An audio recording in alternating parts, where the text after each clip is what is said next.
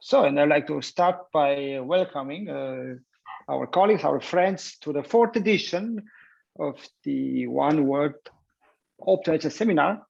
So it is our big pleasure to welcome you to our seminar again. So our plans for the fourth season, is to have speakers, speakers, our young colleagues. So to give early career researchers platform for introducing their research to the community. We will have the same format as in the past. We meet every Monday in the afternoon at 3:30 CEST and CET. We will post videos and the slides and also update our YouTube channel. And the first speaker of the 4th edition, I also want to say that I'm very thankful to the colleagues who already accept our invitation. We have a great list of speakers, and we have many interesting, good names on our list. Names you like to, colleagues we like to invite, and we will invite in the next weeks. So it will be an exciting event, and we'll start the 4th season of OWOS with the talk by Yura Malitsky. So Yura received his PhD from the University of Kiev, Ukraine, in 2015, so 6 years ago. He was postdoc in 3 different countries: in Austria, in Graz, in Germany, in Göttingen, and in Lausanne, in Switzerland. So let's say German-speaking countries. Okay, Lausanne is, of course, not so much German-speaking. And since October last year, he's assistant professor at the University of Linköping in Sweden. So the fields of research, Yura, are optimization, so stochastic algorithms, deterministic algorithms, numerical methods, and I would say his main expertise is on the topic of partial inequalities, to which he contributed with great results, great papers. It's also well cited. So Yura, thank you for accepting our invitation. We have 45 minutes for the talk. Thanks, Radu, for kind introduction. Also, thanks all organizers for inviting me. For me, it's even a greater pleasure to give talk at OWOS, one of few bright spots during COVID times. Sorry. So my talk will be about stochastic methods for variation inequalities, in particular about variance reduction methods. So the talk is based on a joint work with Ahmet Alakaoglu. You can see the reference if you, because definitely I will not have time to cover all the details, but only focus on the most interesting things. And today I will talk about, in general, about variance reduction for minimization problems. Then I will talk what are the variation inequalities and how actually we can use it for methods for stochastic methods for VI. So that's basically my plan for today. You can interrupt me with questions during the talk, of course, no problem with that. If you write, I will not see, but I hope Radu will help me with the chat. Thanks. Okay, so we will start from one of the most important problem in recent years in optimization, from empirical risk minimization. So we want to minimize the sum of many functions. And like all functions, we assume are convex and smooth. So 2 most prominent methods are gradient descent and stochastic gradient descent, written in this form. We all know it. We all know them. So, and if you take some like nice convex problem and to see how they perform, we will see more or less this kind of this plot. So gradient descent is relatively fast, but it has expensive iteration. Expensive iteration because we have to compute the sum of all n gradients. In contrast, SGD is pretty slow, but it has very cheap iteration. So when we have these 2 different things, of course, we would like the method that combines fast from gradient descent and will have kind of cheap iteration from SGD. So we want like the best from both worlds. So that's the idea that's our motivation to find new methods with variance reduction.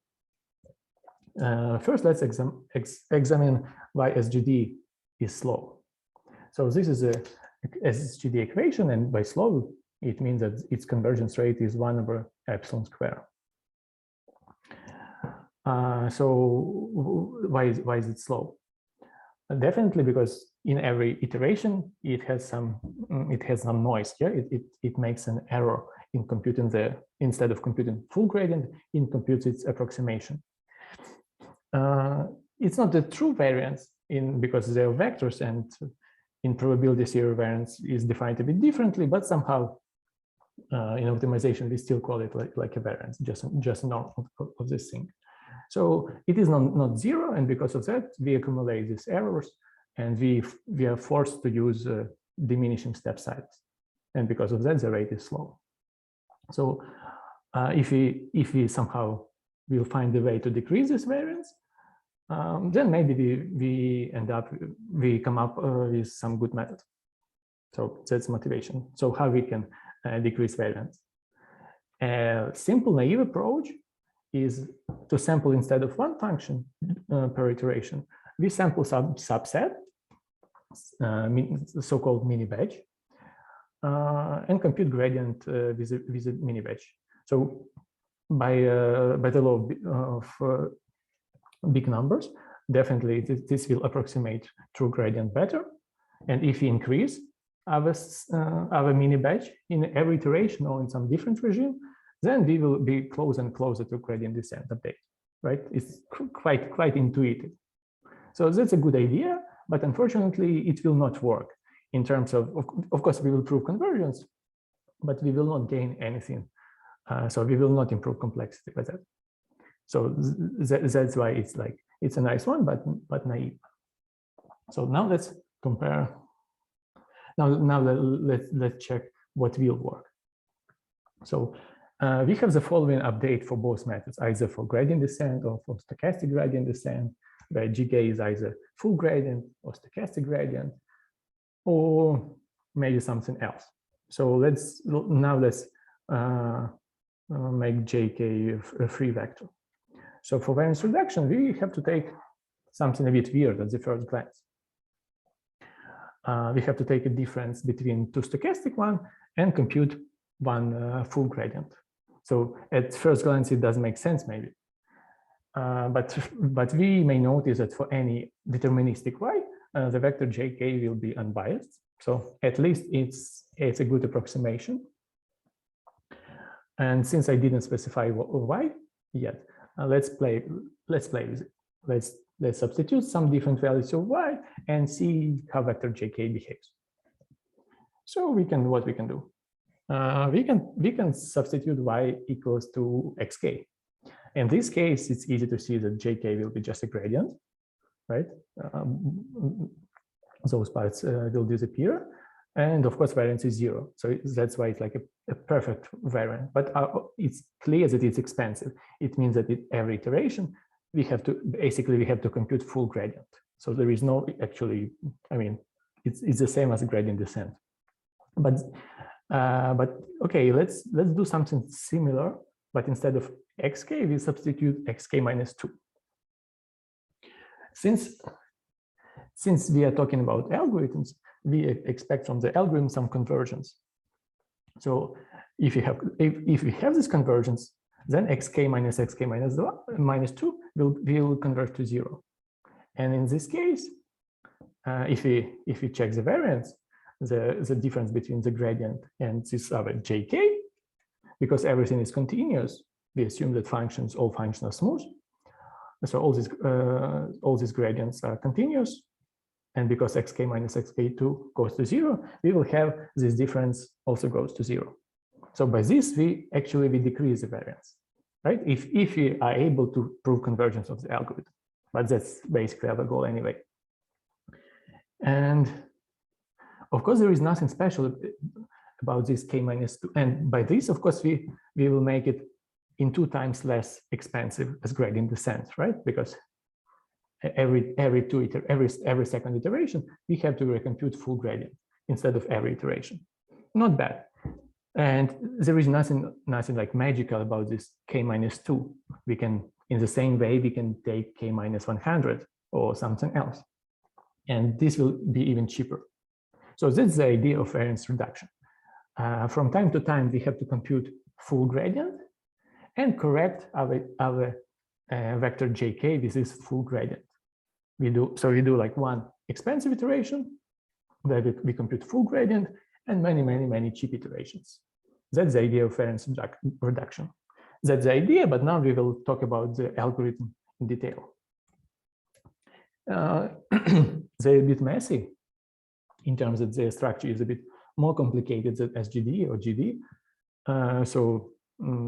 Let's be like careful. We have to use two different notation. With superscript, we will use the one where we compute full gradient, and with subscript, those ones that are cheap one.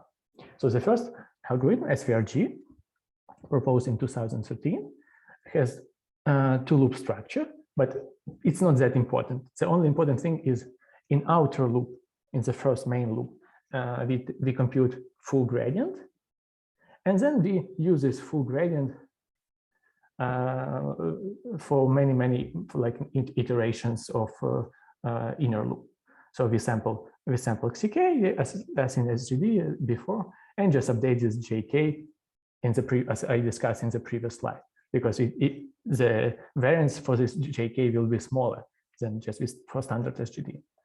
And we make standard update XK +1 as before. So that's basically the idea. For us, it would be instructive to study another variant of this method. Okay, so yeah, another variant will be, so on the left, it's the same method. And I will, to contrast this with another one, which is just simpler. And for us, it would be easier for variation inequalities to remember it. So another one will be, it's called loopless SVRG. And it's simpler because it doesn't have two loop structure. It just has one for loop. Okay, so here it's much simpler. So before we remember that we have to update this full gradient from time to time. So instead of doing it deterministically, we will do it probabilistically. So full gradient is gradient at a point WK, and from time to time, we will update it with some probability 1/n. So 1/n, it's kind of the same as we had on the left outer loop. From time to time, we computed this full gradient. And basically, the full iteration is the same as before. So it's, I think loopless is just much easier to remember and understand. And we will use the second version for variation inequalities. Okay, that's basically the whole idea behind variance reduction for minimization. Now let's see what actually, whether they improve something or not, or it's just like blah blah blah, like and without anything behind. So we are interested in convergence rate, of course. So it's like a number of iterations to reach some epsilon accuracy. But the most important for us is not the convergence rate, but complexity. How many arithmetic operations you have to perform to reach this accuracy. So let's compare all these three algorithms. All of them can be written in like one line. It's not entirely correct for SVRG, of course, but we understand the idea. The main idea update is written in this formula. So what we assume? We assume that our function f is convex and smooth, and each small function we compute in a gradient. We compute in a constant time, meaning that the full gradient we compute in n multiplied by this constant time. So Yura, sorry, can you say it again? What is the difference between number of iterations and amount of computation? I mean, yeah. What do you mean by amount of computation? Didn't get, I mean, amount of computation is one iteration can be very expensive and very cheap. So just comparing number of iterations is a bit meaningless. Like, for example, in the algorithm on the left, we can have expensive iteration and we can have cheap iteration. Okay. So that's not a very like informative value to compare. More important is to compare basically how much resources you have to spend to reach this epsilon accuracy. So no, but I didn't understand. But what? Okay, but how do you measure the amount of computation? I mean, this is exactly. That's what I'm discussing here. So okay, by this assumption, we assume that the cost of one gradient is a constant, meaning that the computation of the full gradient is n gradients, and that's what we count. We don't pay attention on the vector addition, subtraction, and so on. We compute just computation of small gradients. Okay, because in machine learning applications, that's usually the expensive part. All others are not that. Oh yeah. So let's check what we will have for every method. It's not that you have to remember this table. Definitely, it will be just a bunch of some complexity numbers. But for us, the moral is important to understand how conceptually those algorithms are different. So for gradient descent, every iteration is we have to compute n small gradients, meaning that we have n multiplied by constant complexity iteration cost. Its convergence rate is 1 over epsilon. So if we multiply these two equations, we obtain n divided over epsilon, total complexity for gradient descent. Similarly for SGD. So for SGD, iteration cost is constant, but it is low. It's 1 over epsilon squared, a convergence rate. So we multiply these two numbers and obtain a 1 over epsilon squared. So the rate which does not dependent on n, right? And it's like brilliant for machine learning, of course.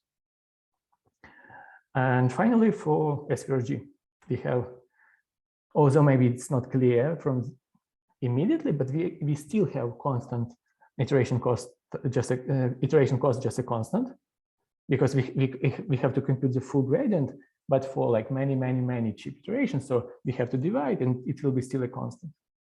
On the other hand, convergence rate is much better than SGD.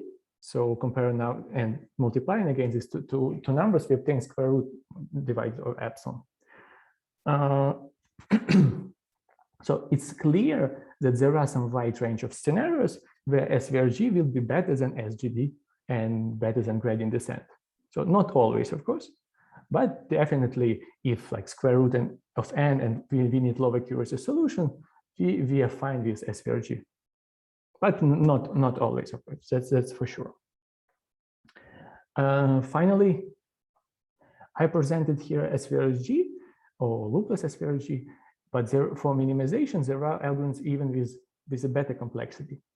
They're much more complicated, not much more, they're more complicated, but we will not need it because for variation inequalities, we cannot exploit the same things as minimization problems do. Like it's the same as we cannot have accelerations there as minimization problems have.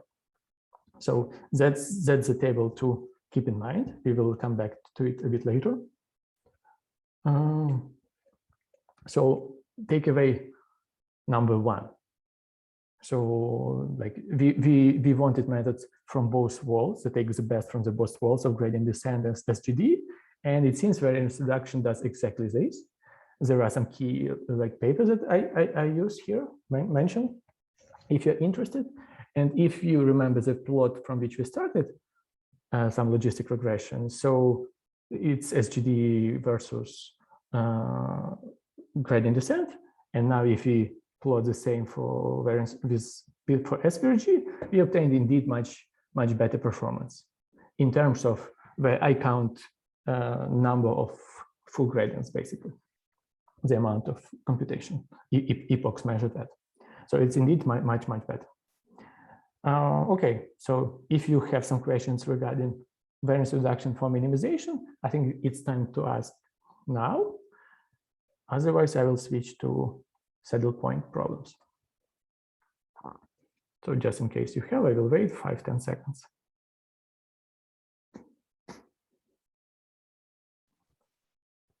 Okay. One plot was missing, I guess. No. Why? It's 3. green. What about the fourth one? Oh no, those are just references. It's okay. It's not it's like not okay. important for the plot. It just okay. I'm sure I will upload the slides. So if someone is interested, they will check those papers and so on. Okay, it's gradient descent, SGD, and so we have a question. Yep. Okay, in chat. So probably yeah. Should I read it, or would you like to ask a question directly to Yura? Hi, yes, sir, can you hear me? Yeah, yes. we can. Yeah. Perfect. The graph you're showing to us is based on which problem? What's the function you are minimizing? If I'm not mistaken, it's just logistic regression for some. I don't know. I don't remember whether it's a random matrix or some like fixed one. But yeah, it's like standard problem for yeah. Thank you. Okay, let's move to more interesting stuff, to saddle point problems. Okay, so now we are interested not in minimization problem, but in min-max problem. We have to minimize over x and maximize over y, function of two variables. So throughout the rest of the talk, we assume that f is convex concave and the sets are closed convex as always. So, okay, if we have this problem, we have to understand what is how to find the solution, and usually we start from writing down optimality condition. So if we do it separately for x variable, separately for y variable, we obtain two inequalities. And since these two inequalities live in different spaces, the space of x and the space of y variable, we can combine these two inequalities into one on the product space, right? So we can rewrite it, introduce some big inner product, and have the same inequality. So it's like absolutely equivalent. And now, definitely, it won't be convenient for us to use this heavy notation for such simple stuff like optimality condition. So instead of writing x and y variable, we will call them zeta variable, just combine one. And instead of writing two gradients with plus and minus, we just call this operator as f. So with that, we obtain variation inequality. So find point of zeta star such that it satisfies the following inequality. Variation inequality is in general, it's not, so saddle points problem is not the only source for variation inequalities. They came from game theory, like equilibrium problems and so on. But for us, for this talk, the only important source would be saddle point problems. Although everything can be applied to in general to variation inequalities. And you can either use, I will use saddle point problem or variation inequality in this talk interchangeably, because here I will concentrate only on saddle point problems. So that's how we come up with variation inequality, and it's just much simpler notation than we would do for saddle point problem. Okay, so but before going further, we have to understand why actually we are interested in these problems. So what is our motivation? Why we have to solve these problems? Yeah, sorry. And just, we will assume that operator f is monotone if you're talking about general problems. And this is exactly the case when function f is convex concave. It's just like equivalent condition to say that f is monotone operator. Okay, so what is our motivation? First, the simplest, like the most standard application is the matrix game, the standard saddle point problem with linear operator, like classical from game theory and so on. Next one is the constraint optimization. If you want to minimize function subject to some smooth function, what we do, we write down Lagrangian, and this is exactly a like first example of a saddle point problem. We have min max, right? So we have min max, and this is immediately a saddle point problem. We may have again minimization problem where we have some structure, like for example, J, we know that J is non-smooth function, but kind of simple. And we don't like non-smooth optimization because it's slow, and we have operator A inside, but using like Fenhill-Legendre transformation, we can decompose A and G separately and obtain again min-max problem. So it's like when we have some additional knowledge about our problem. Similarly, if we know that our problem is in the form, like we have to minimize some non-smooth function, but non-smooth, this non-smoothness came from the knowledge that f is maximum of some other functions. So in this case, we can rewrite it as a proper min-max problem with continuous domains. Okay, so these are like very typical problems where a saddle point problem arises, and they're like quite mathematical. Now we can turn a bit to application side. So in machine learning, it's quite popular adversarial training. It's quite famous example where you can trick neural networks. So if you add some extra noise to your input, then your neural network may think that instead of seeing the panda, it will think that it's gibbon. Although for a human eye, those two pictures are indistinguishable. So in order to counterattack such attacks, instead of minimizing solving expected risk minimization, we want to minimize more robust function. So we want to make it robust input to all these kind of inputs. That's why we will minimize the maximum of all this input with respect to noise from the sum set. This is example of min-max problem. And finally, I will not go into details, but like as well, quite popular generative adversarial networks, where basically you have a game between two neural networks. So last two problems are very popular, like last 5 years. Of course, they are non-convex concave, no way, but still, like those series which is non-convex, non-concave is pretty hard. And basically what one way to do it, just take methods from convex concave optimization and still apply them to non-convex, non-concave. And if they work, like you're lucky and so far. That's basically how it works. So that's also like our motivation why these problems are important. And in any case, if you understand better convex concave, you have more hope to understand non-convex, non-concave, something like that. Okay. So we have this min-max problem now, even without constraints. F is convex concave. So if you try the simplest approach, it will not work. The simplest approach is the simplest approach would be gradient descent ascent.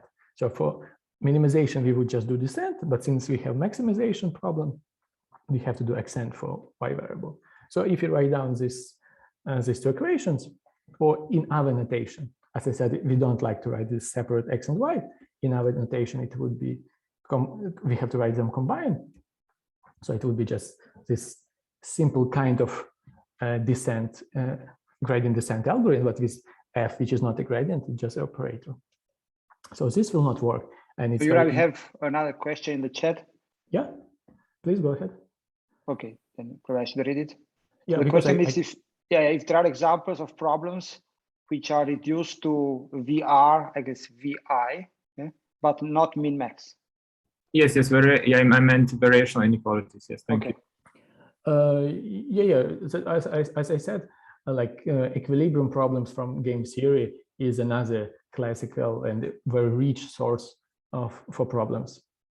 Like finding Nash equilibrium between like many players or is it also a minimax problem or not? No, they are not minimax. I thought the question was yes. those that VI but not min-max. Yes. Yeah, so that's for example kind of problems. Okay, thank you. Okay, so this algorithm will not work in the simplest case of matrix games, for example. Okay, pretty bad. Let's see what will work. Now I will turn to general form just for simplicity to save on notation. So the famous, probably the first method that conversion, the most general assumptions was extra gradient method proposed by Karpolevich.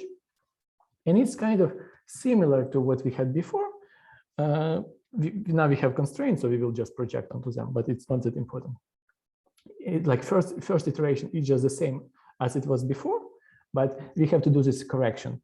That's why we have to do extra gradient step. We have to again to do this kind of gradient descent, but now with a different point, theta k plus 1/2, this intermediate point. And this algorithm will work pretty well. But in order, now it will be a bit more technical because it's harder than minimization problem. And in order to measure the success, how good we are, we have to introduce new notion of for stopping criteria. So it's not that important whether you understand it or not. It's just like there is this object. It's more technical than just energy minimization, for example. For saddle point problems, it's basically very similar to primal dual gap. So in this case, so for Karpolevich algorithm, if you take step size small enough, smaller than 1/L constant, then we have convergence to a solution. And for this notion of convergence, we have rate 1/k for some ergodic sequence zeta k. Not important what it is, just like for some ergodic sequence specified exactly, we will have 1/k rate. Okay, so that's how classic works. There are other algorithms for VI, but all of them, of course, have a rate 1/k, and this rate is optimal as shown by Nemirovsky. Okay, now what we are coming closer to what we are interested in. So we have not just a saddle point problem, right? We have a finite sum saddle point problem. Or if we use our new notation of capital F, we can write that like our operator, big operator F is just a sum of smaller operators F1, F2, Fn. And as it was the case with minimization, we are interested in stochastic methods to solve this VI because computing the sum F1, Fn may be very expensive. So we are interested in variance reduction methods for this problem. So what is known already? What was known? Okay, so the first paper, Balamorgan and Bach, they study strongly convex, strongly concave case, and they indeed propose variance reduction for that problem. Unfortunately, it's not, as I said, the saddle point problems are harder than minimization, and even assumption strongly convex, strongly concave is rarely can be found. It's not like strongly convex optimization where you add just regularization, which comes naturally and you're lucky. This assumption is too strong. Most problems are not strongly convex, strongly concave. They're just convex concave. Maybe you can add regularization for one, but not for both, because otherwise you just change your problem completely. So that was the first paper. There is second paper of Yusem, where basically they did what I said. Instead of sampling one functional operator in every iteration, you can sample it with mini batch and increase this mini batch, the size of mini batch. So you will have, of course, better convergence, but you will not have better complexity. Finally, the closest paper to ours is by Carmon and Arzes. In it, the authors solve completely the case of matrix games. So they propose a new method, stochastic method with variance reduction for matrix games, like with provably better complexities than the state-of-the-art deterministic methods. But their technique was a bit complicated, and in order to extend it to general variation inequality, they required some not natural assumption, like either bounded domain or something else. Some function has to be like convex and so on. I will not go into that. So our motivation was to just the same, like to have the same algorithm without any extra assumption as we have in minimization, whether it's possible or not. So that's our plan. Basically, yeah, we don't have much time. So here's the algorithm. Again, it may look a bit complicated.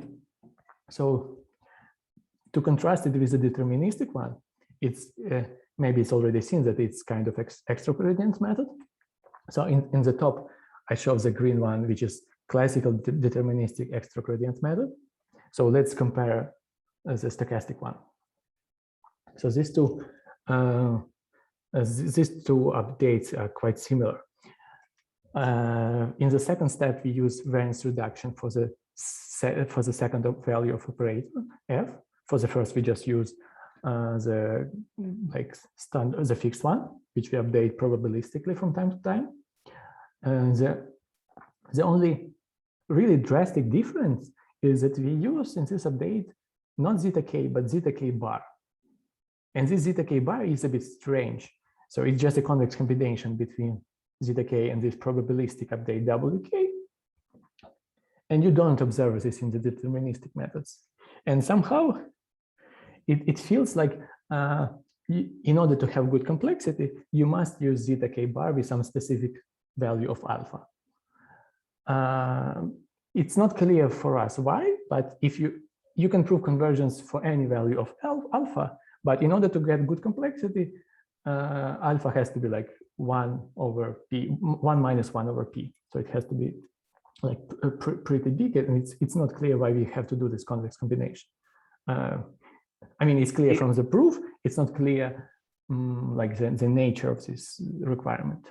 But you have to fix it, or can you take it adaptive? I think you can. Good question. I don't think we tried, but I think you will not get anything to make it adaptive. Like the optimal constant will have to be with a fixed one. Mm-hmm. But yeah, but we never tried actually. Maybe, but okay. So it's very similar to the loopless SVRG, but in like the difference is that you have to do this extra gradient kind of variant, and you have to do this convex combination, which wasn't the case for optimization, for example. Okay. So like, of course, it's complicated, so I don't expect you will remember it. But for us, just to understand and to remember is that it's not that different from extra gradient method. And you have to use like a few tricks like to make it convergence with good complexity. So let's discuss a bit more how the analysis works. Okay, maybe I forgot to say. So it's always important to see if you remove randomness, whether you will recover standard deterministic method or not. So in our case, if you remove it, and by removing it means that we have to say that like probability P is 1, which means that FC is just 1, we sample full operator at once, then all these factors will be WK will be always zeta k, convex combination will disappear because it would be just zeta k, and we obtain standard gradient descent, or sorry, standard extra gradient method. So just to understand, S here in this algorithm means the expected value over the random variable in FC. Sorry, Matthias, I misheard your first part of the sentence. F operator that you evaluate at WK is the expected value of the FC. No, F at WK is just a full operator at the point WK. What do you mean by the full operator? So you have a batch problem here still, where F is a sum of many components, or? Yeah. So that's yeah, but like from most iteration, we just reuse the ones that we used before because WK changes very rarely. So WK doesn't change very often. So in this case, although it's written F at the point WK, you don't need to compute it. You just take the previous one, one, and so on.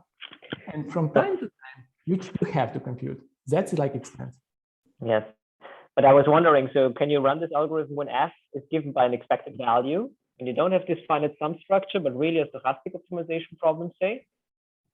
I mean, you can run, but I'm afraid okay. It will not. It doesn't fit in the framework. Like probably you should use like diminishing step size, and because of that, the complexity will be Okay, worse. got it. Thanks.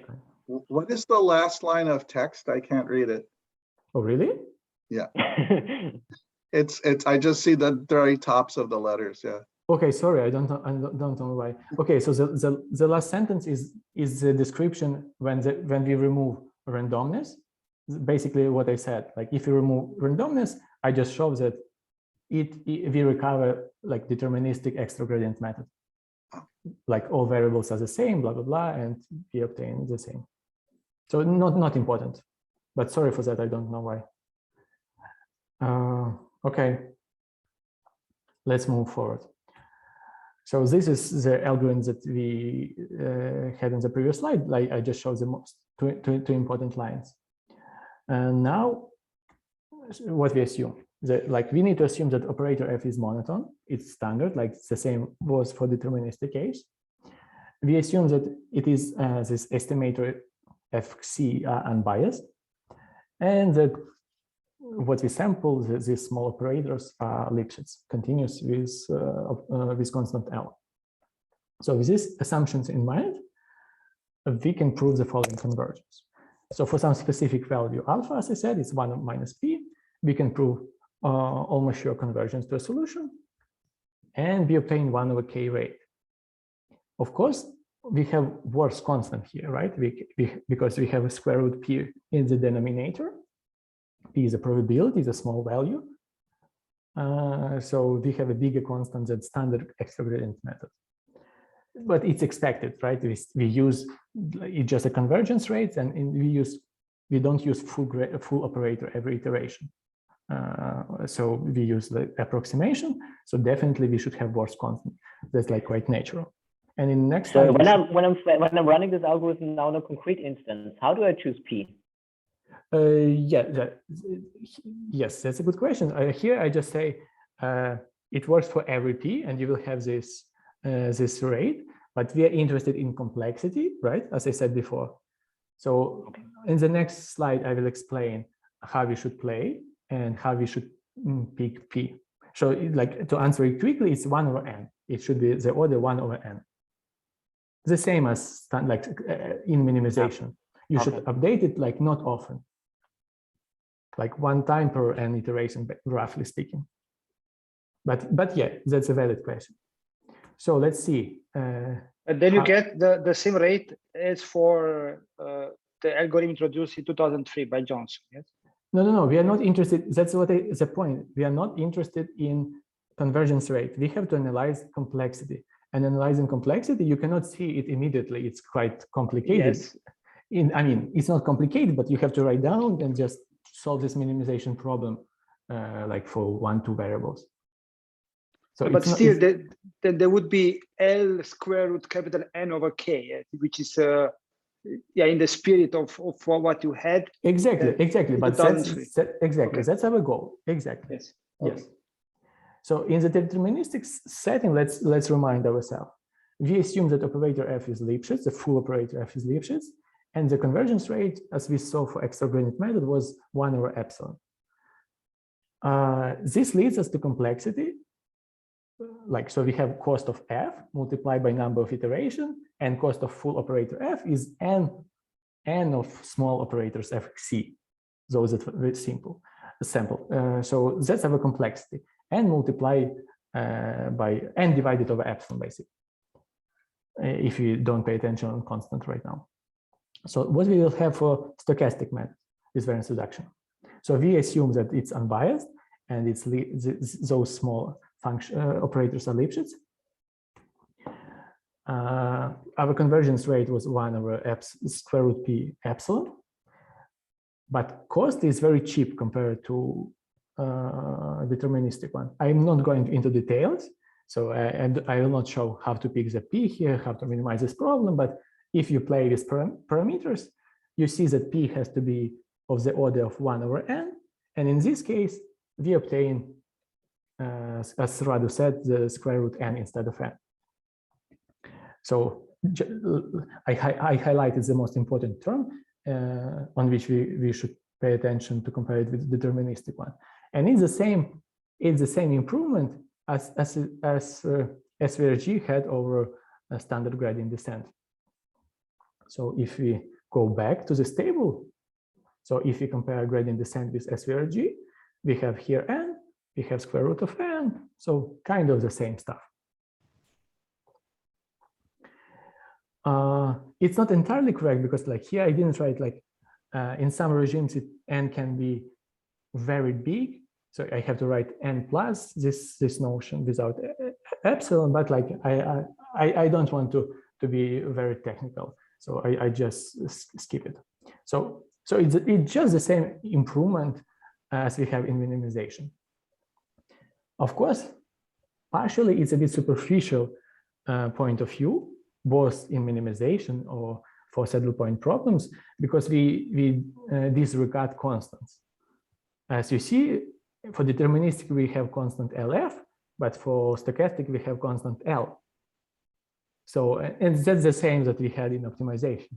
It's just like if you want to talk about complexity, like real complexity, then we should pay attention to those.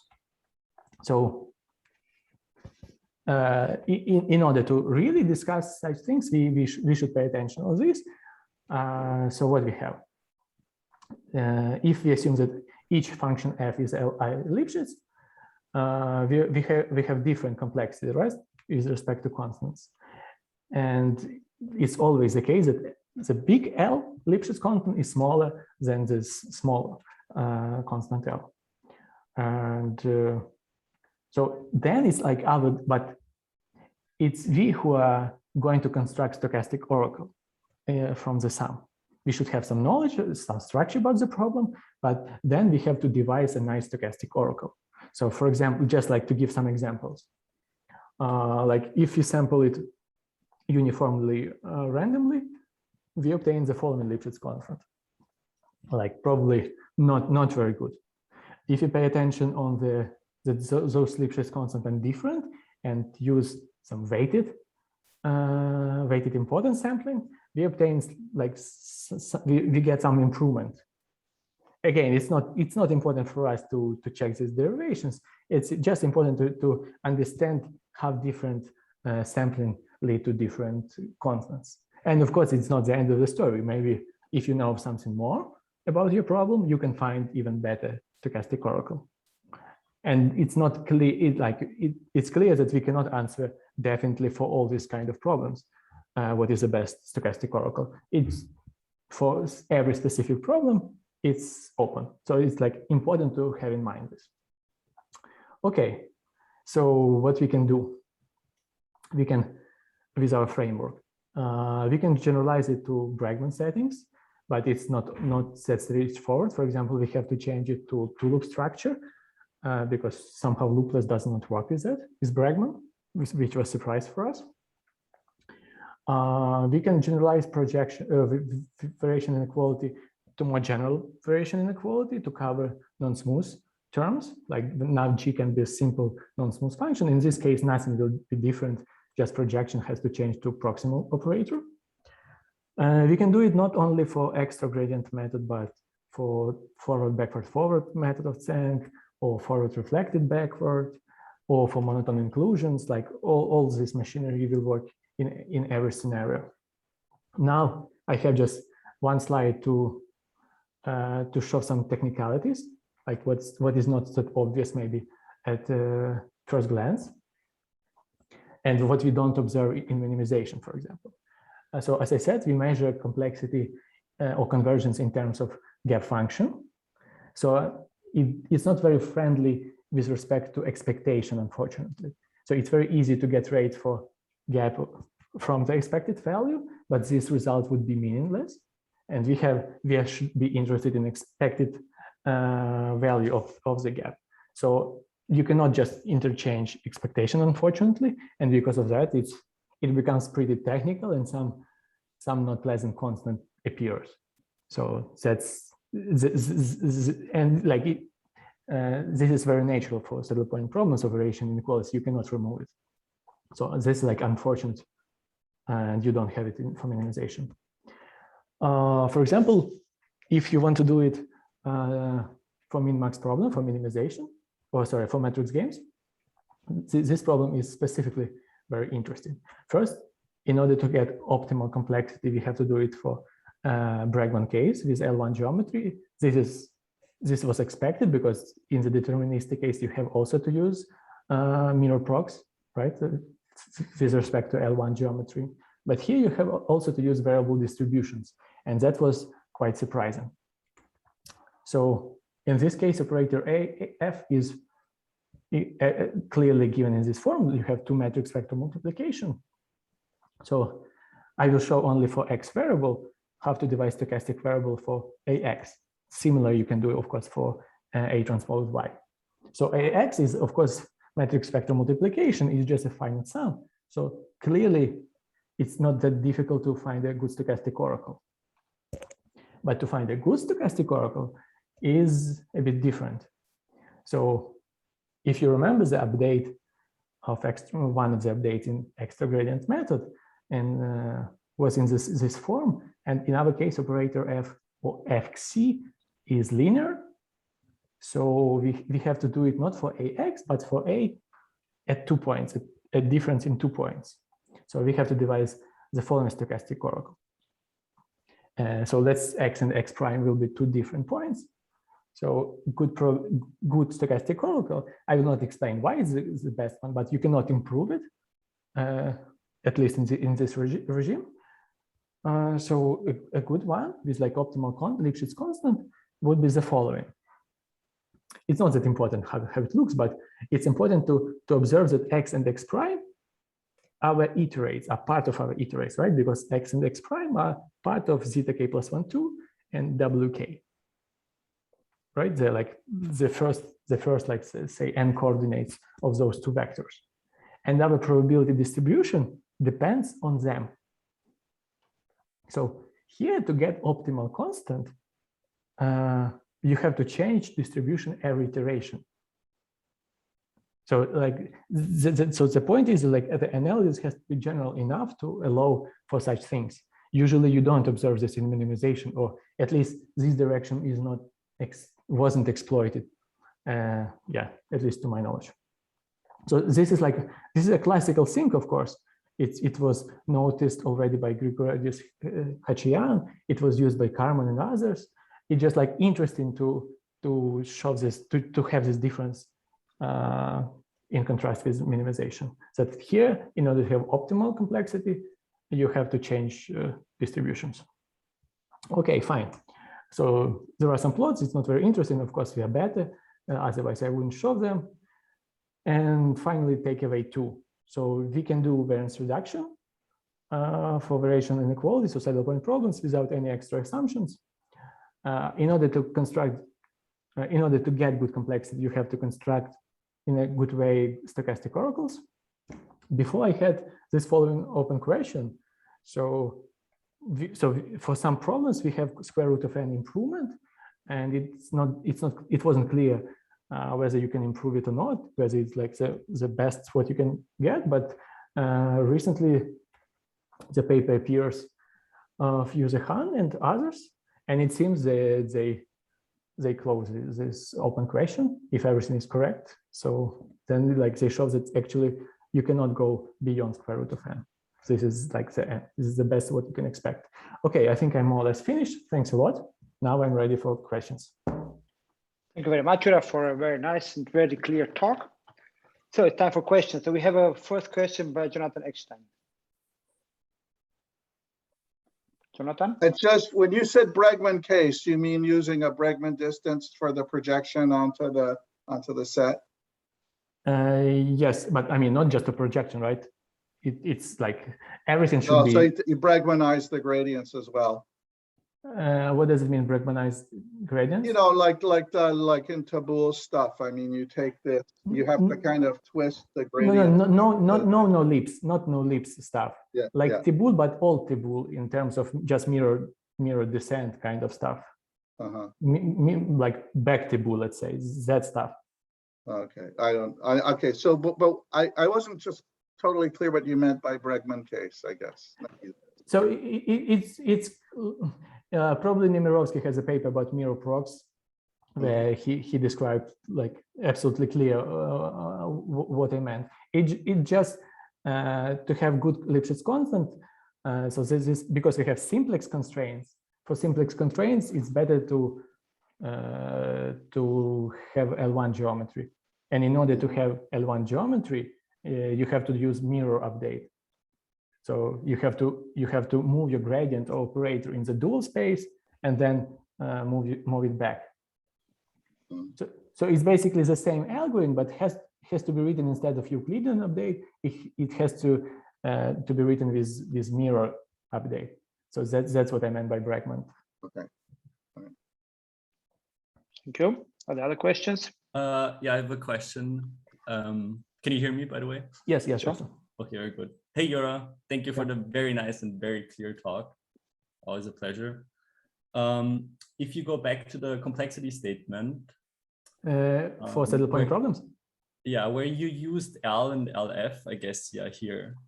So in the worst case, where it could happen that capital L is n times LF, right? I think square root of n. I mean, the Lipschitz constant would be n times the maximum, and let's say if all of them are the same, if you cannot devise a better one. I mean, no, I think if all of them are the same, then it would be fine, no? I mean, why? If they're all of the same, it's fine, no? No, if you go a couple slides further, then I mean not back, but I mean, I understand that. Like, if in the worst case, you will not have any benefits. You mean, yes? No, even worse. I mean, it can be even worse. Absolutely. Yeah, exactly. Because if you get an additional factor of n, but you reduced, then you have n to the power of 1.5, I guess, instead of 1, which I didn't. I'm not sure about with your statement that you can have. You have it on your slides. The setting where you have n times the Lipschitz constant, or the sum of all the Lipschitz constants. I see. This one, I mean. Yeah, here. Exactly. In the uniform sampling setting. Yes. Okay. It's the. But the Lipschitz of f is also like kind of. Okay. Okay. Okay. That's why. That's why it's not clear that you will have usually you have square root of n. So if you just take. Okay, but the square root of n you're just mentioning is not on your slides, right? This is nothing you touched upon. But this is if you think it further, then this is the worst case that you increase by square root of n. Yeah. Okay, so even in this worst case, then your bound matches the one of the deterministic setting. True, but it has much worse constants. But worse constants, okay. Because you still have to do it in a stochastic way. You have constant 10, 20, where in the deterministic you have constant just 1. So okay, but so my follow-up question would then be, because you pick the probability small p in such a way that it optimizes the complexity, if you go back to the slide with the complexity, but there you still had L and LF, so the different constants. What if, can you pick p in a better way if you assume that you are in the worst case, so that I guess L is square root n? You mean I'm not sure that you can do it in general setting if you just assume worst case, but you're right if you know something about your problem, then maybe it makes sense to change p. But right now here it's not clear. P and L, they do not interfere with each other. So you just you want this equation to make as small as possible. You minimize it over p, but L doesn't play any role there. But this is somehow my question, right? Because p and n are connected, right? You mentioned p is something of the order of 1 over n, and I can express at least the capital L as n times LF, and then I suddenly have an n, and then maybe p will be different. Maybe, for example, maybe you, instead of considering sum of n, maybe you can combine them into 2 small mini batches, and the Lipschitz constant will improve by that, probably. Yes, it's not clear to me as well. Okay, interesting. But there, Yes, yeah, maybe definitely maybe for many- some particular problem you can do it. Yeah. Many ways to improve for more structure. Yes, as I said, this is like completely Yeah. open, like how to devise these new stochastic oracles to get better complexity for particular problems. Okay, So yeah, thanks. Good very question. nice. Thank you. Thank you. Other questions? So Yura, I have a question. Can you please show the algorithm? Okay. So of course, I mean, this is just a network question. So what about using the construction you have in the definition of zk plus 1 in step 5? In when defining zk plus 1/2? Like to do the same for 5? Yes. Or instead of 6, to do it for 5, or like, let's say, to do it for both, or whatever. Yeah, but how exactly? Like here we use this zeta k plus 1 over 2. Yeah, but then they use the previous one. Yeah, but the one you generated, then yeah. But of course, you could do it. I mean, there would be a no. It's like you can write the equations, that no doubt you can write down the equation. Okay. But if you want to analyze it like in the stochastic setting, it might be not that easy. We want to. Okay. If you just want with previous one values, then of course you will have them. But I mean, you also have to prove conversions. It's of not course. No, but the question is, okay, yeah. But what is the motivation? First of all, it's definitely not clear how to prove conversions, at least at the moment. Yes. And second, you will not get any benefits because square root of n, you cannot get anything better. So what is even potential benefit for this? But this only because of the paper you mentioned. Yeah, but I mean it was expected. Okay. No, so as I say, I don't see a direct benefit but this is just, I mean, why to do it only for the obviously it's like, of course, when it's written in this form, you can like now it's not that we already came up with this equation. We tried many different things and nothing worked, and like the last successful like attempt you see here. So this is kind of okay. Great, thank you. So are there other questions? Actually, maybe it will be even complicated for stochastic analysis rather, because then zeta k plus 1 over 2 will also depend on xc, and you have like dependent random variables, and you cannot then the second update won't be unbiased. So like you will have pretty soon technicalities. Yes. So then let us stop here. So thank you very much, Yura, for a very nice talk. Yeah, so I'd like to thank the audience for attending the talk, for asking questions, for the discussion. So this was a great start of the 4th season. So then I'd like to announce that we will post a video and the slides of today's talk on our website. And the speaker next Monday will be Edward Powers from Toulouse. So and we are looking forward to another interesting OWOS season. So have a nice week. See you next Monday. Thank you. Yeah, thanks a lot. Bye-bye.